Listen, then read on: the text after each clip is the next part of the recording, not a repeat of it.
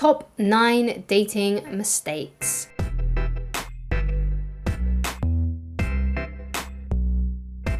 Hi guys, my name is Christine and I'm a dating, relationship and personal development coach, and today I'm going to be talking about the 9 dating mistakes that you need to avoid making. So let's get straight into it. So the first one is giving your attention to people who things are not working with.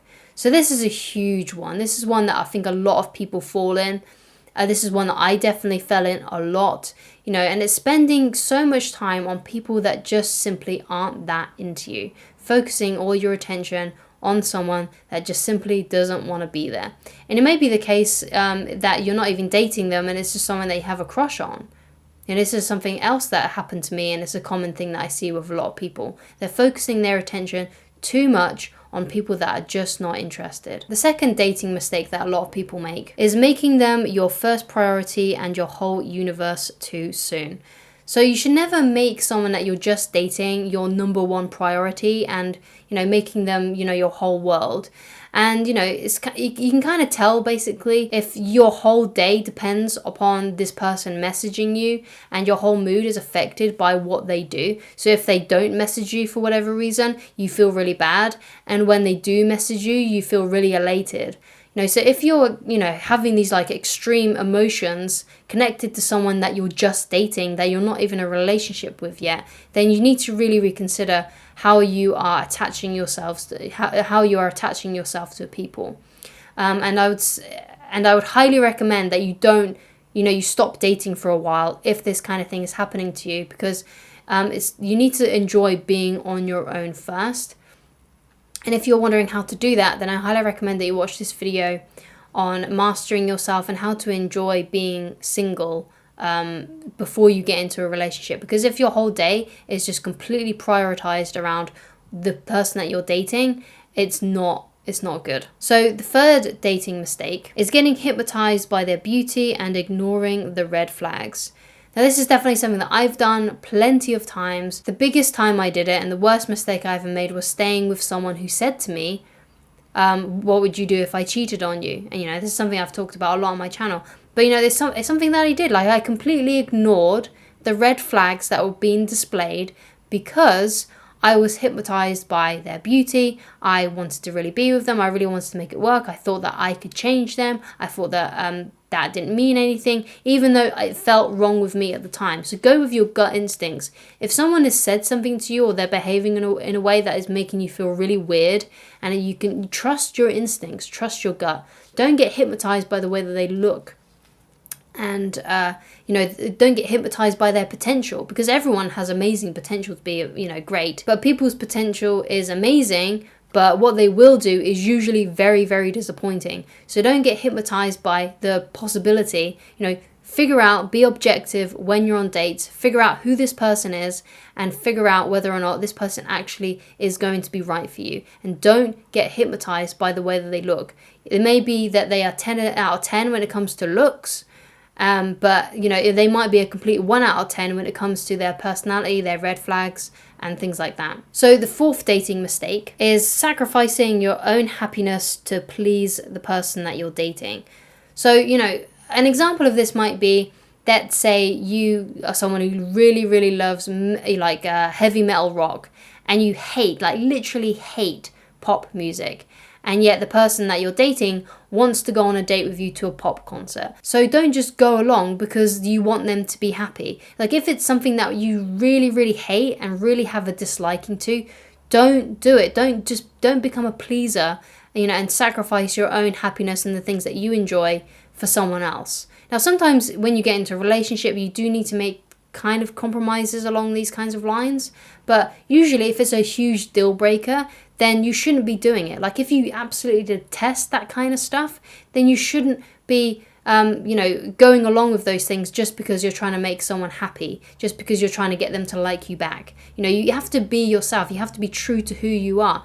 There may be the case that you don't mind the fact that they like pop music, and that's fine. But you need to say to them, look, I'm really not interested in going to the pop concert. Why don't you take a friend instead, and we can go and do something different, because I'm really not interested in going. Don't, completely destroy who you are because you're trying to please someone else. You have to stick by what you want, your values, and your strong convictions. You have to stick by those things. Which leads into the fifth dating mistake, which is hanging about with people, dating people who have completely different lifestyles to you and have completely different values, right? And again, this was a mistake that I made. I got into a relationship with someone who didn't value monogamy, whereas I did, right? That was a huge, huge one. Another part of that relationship was they really like to go out partying until 3 a.m., whereas I'm someone who prefers to do different kinds of things. I'm someone who likes to stay at home, read books, go out for hiking, walks, and those kinds of things, doing things during the day. I don't really like to party that much. I don't mind it sometimes, but when it's like all the time, when it's like nearly every week, I can't do that kind of thing. Whereas they love doing that kind of stuff. And obviously, because that kind of stuff was happening, it created a lot of conflict, and it was a very miserable relationship. So you need to date people who are kind of like you. You have to date people who have the similar lifestyles to you, who want the same things in life. Because it might be the case you meet someone who really wants to have kids, but you don't want to have kids. That's a deal breaker. That's something if you end up in a relationship with that person, one of you is going to end up being miserable, right? So you got to make sure that you're dating people who want the same things in life as you and who have similar lifestyles to you. Because it might be the case you want all the same things in life and in love, but you have completely different lifestyles. So you have to make sure that the person you're dating is similar to you. So the sixth dating mistake is not dating enough people or dating way too many people.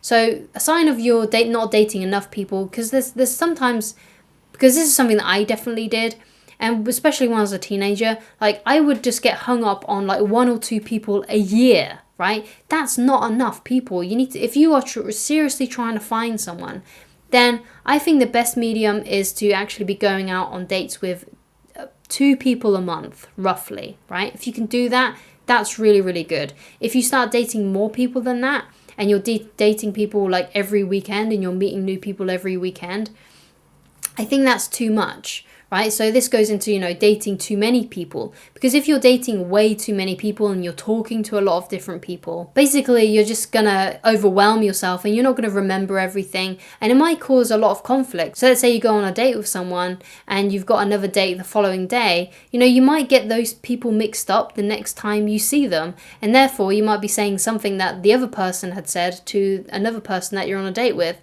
and they're like, I didn't say that.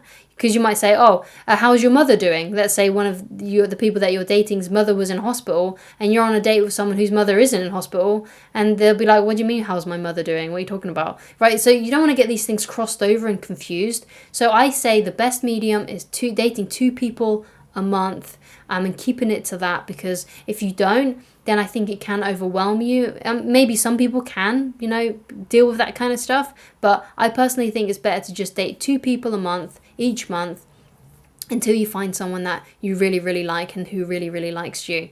Because if you do too many, you're going to get overwhelmed. And if you do too little, you're not meeting enough people. You're not getting through the numbers enough. And it's going to be a lot slower for you to find someone to actually spend your life with. The 7th dating mistake is being inauthentic to impress them. So always be who you are. Just because the person that you're on a date with says that they like K-pop and you don't like K-pop, or you don't really know anything about K-pop, don't say that you like K-pop. Don't say that, oh yeah, I love that too. When you don't know about it, or you don't like it at all. You got to be yourself. You got to be who you are. You got to stay strong with who you are. You have to be very, stick to your guns, stick to your convictions, and don't try to say something that you're not in order to impress other people. Now, this is something that I definitely did, again, especially when I was younger and I was a teenager. I wanted a lot of people to like me, and I wanted friends, like, desperately. So I would pretend that I liked the same music that they did, and that ended up I felt really inauthentic, and I would spend loads of money on gigs, going to concerts with these friends, when I didn't really even like the music that I was listening to. So it was a huge mistake. Don't be inauthentic. Stay and be who you are. The 8th dating mistake is sticking with people who are not putting in mutual effort. So obviously this is a very big one. You need to be aware of basically how much effort you're putting into a date and into this person. and dating this person, be acutely aware of how much effort you're putting in, and be very aware of how much effort they are putting in as well. Because if they're kind of just like, why be with someone who's just sort of like, yeah, I'll go out with you, fine, yeah, let's do this. Be with someone who actually really, really, really wants to be there. And you can tell if they really want to be there by how enthusiastic they are, by how happy they are on the date with you, and by how much effort they are putting in. And the 9th dating mistake is dating people who have just come out of a relationship, or you are dating people after you've just come out of a relationship. After you've had a breakup with someone, you need some time to heal. And I personally think that the best amount of time is about 6 months, especially if this was a long-term relationship. Now, if it was a short-term thing and you was only together for like 3 weeks, then I don't think that kind of thing matters as much. But I do think it matters if it was a long-term thing. So let's say the shortest amount of time you were together was 6 months. So if you was in anything that was 6 months or longer, then you need to take some time to heal before you enter a new relationship, before you start dating other people. Because people who are on the rebound, usually their emotions are really, really raw, really fresh, and it can cause you to make mistakes if you're going to be if you're on the rebound, or they might be making mistakes as well. So it might be a good question to kind of figure out basically when was the last time this person broke up with someone. You could ask them something like that. Obviously do it in a positive way so you don't come off negative or anything like that. But it's really important that you do not end up in a relationship with someone who just come out of a relationship, or you doing that if you're the one that just came out of a relationship. You need to take time to heal from relationships. It's not something that you can get over really, really fast. And those were my top 9 dating mistakes. Thank you so much for watching. If you'd like coaching with me, then please go to www.christineloveridge.com. Thank you so much for watching, and I shall talk to you again very soon. Goodbye.